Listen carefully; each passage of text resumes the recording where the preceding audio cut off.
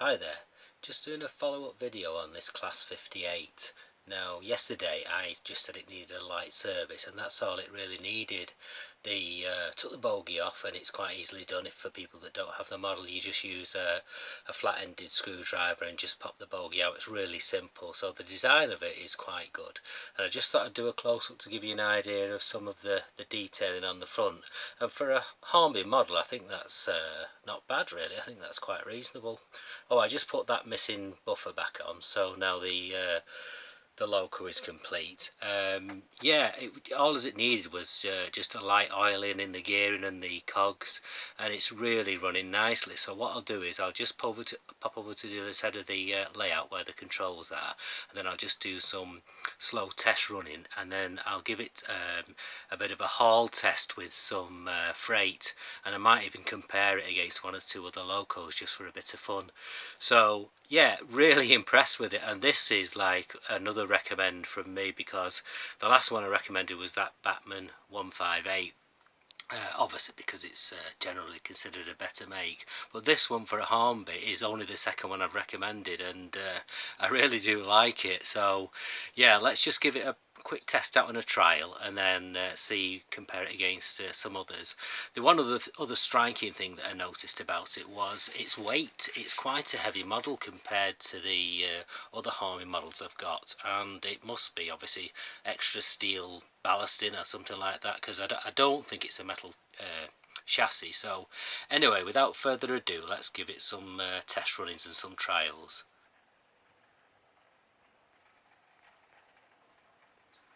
Its slow running is excellent. As you can see, it's really crawling very nicely.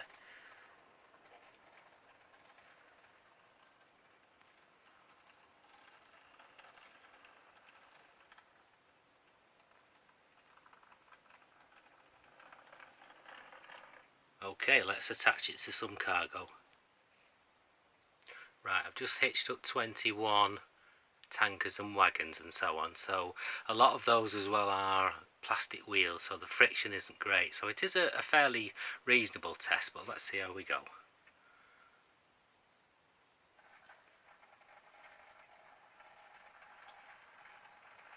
It's doing it with ease, which I expected it to.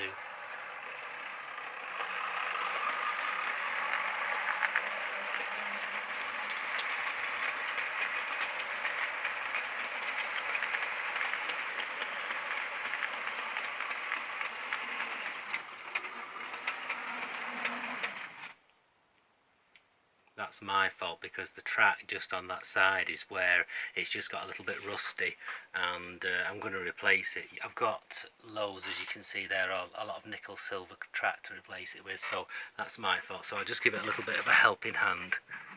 Oh, I nearly didn't need it.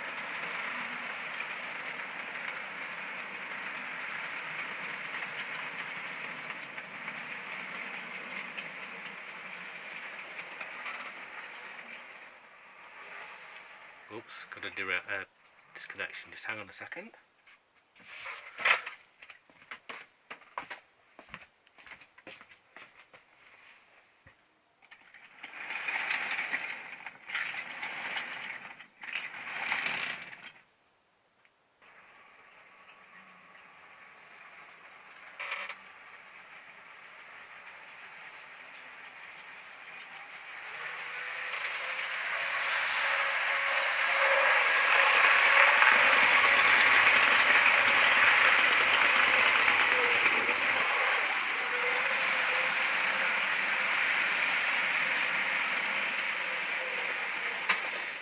Oh dear.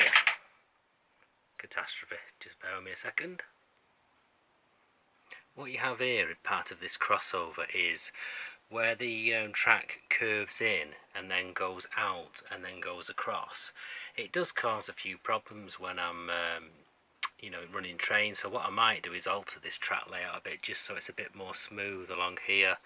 It doesn't cause derailments much, but obviously with a sort of 10-11 foot train here, this is obviously making it a bit more difficult. But really, if I just iron out those curves and then it's just a bit straighter, I think it'll run better, so that's what I'll do.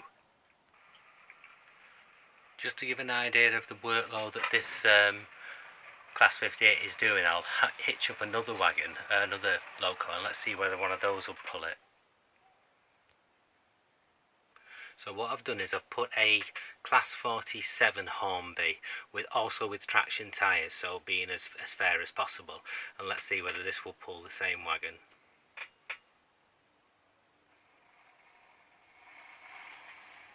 There was a serious amount of slippage there. Just let me give it a bit of a helping hand.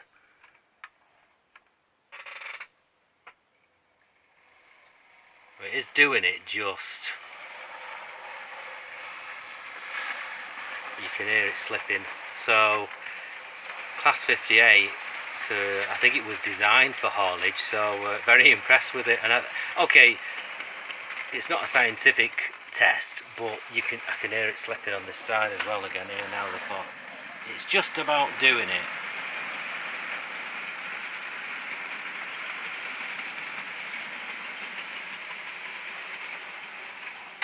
Oh, another derailment over there.